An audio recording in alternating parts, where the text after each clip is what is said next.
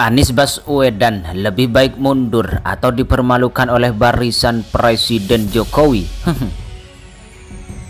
Calon Presiden RI dari Partai Nasdem, PKS, dan Demokrat, Anies Baswedan secara belak-belakan mengkritik strategi era pemerintahan Presiden Jokowi.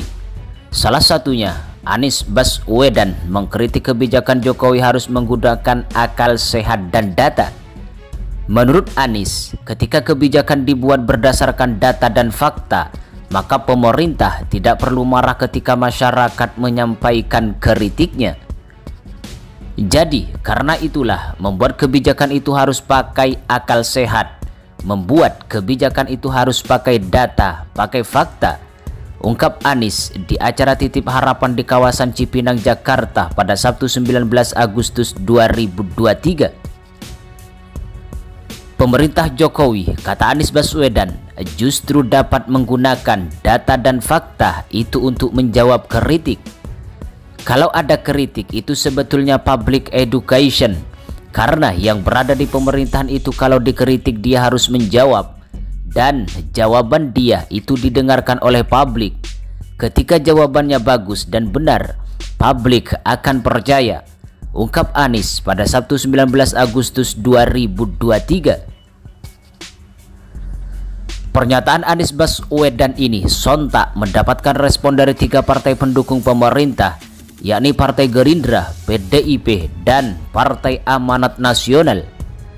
Wakil Ketua Umum Partai Gerindra, Habibur Rahman, meyakini pemerintah Presiden Jokowi sudah menggunakan akal sehat ketika membuat kebijakan.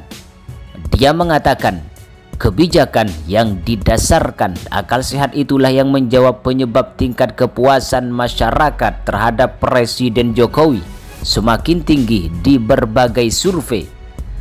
Apa yang disampaikan Pak Anies itu adalah hal yang normatif dan memang itu juga yang sudah dilakukan oleh pemerintah Pak Jokowi selama ini. Kebijakan-kebijakan Pak Jokowi tentu disusun dengan akal sehat. Kita tahu hasilnya, saat ini tingkat kepuasan masyarakat terhadap kinerja pemerintah Pak Jokowi mencapai 80%, ungkap Habibur Rahman. Politikus senior PDIP, Hendrawan Supratino, juga merespon ucapan Anies Baswedan. Hendrawan mengatakan selama ini pemerintah tidak marah saat dikritik masyarakat.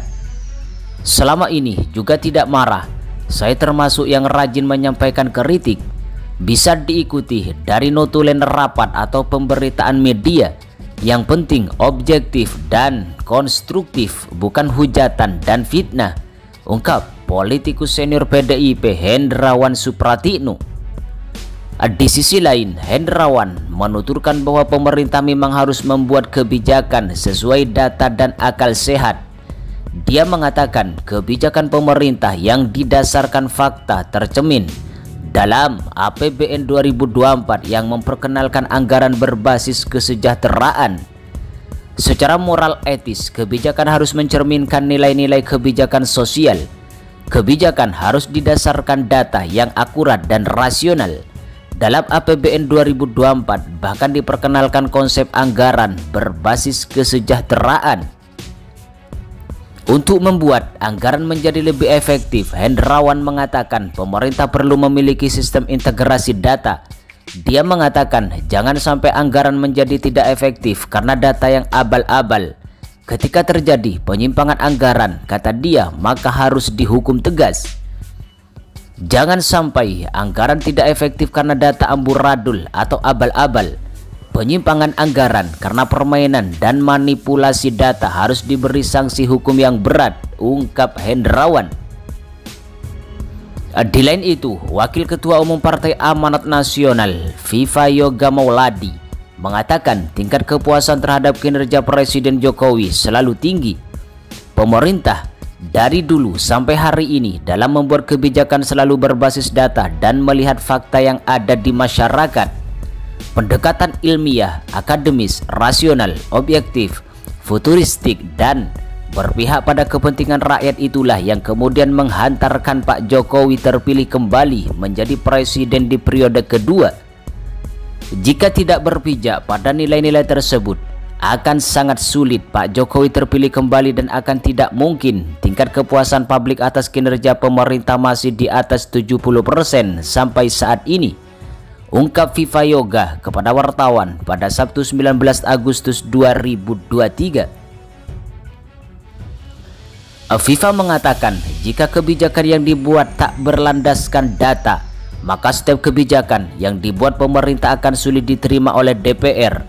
Dia menuturkan usulan-usulan pemerintah itu pastinya akan ditolak DPR.